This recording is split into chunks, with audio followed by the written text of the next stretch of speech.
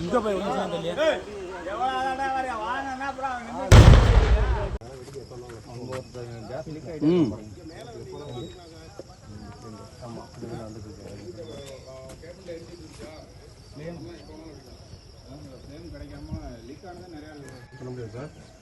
யாரையும் யார் மேலேயும் பற்றாம பார்த்துக்கணும் சார் முதல்ல ஆளுங்களா என்ன தெரியலையா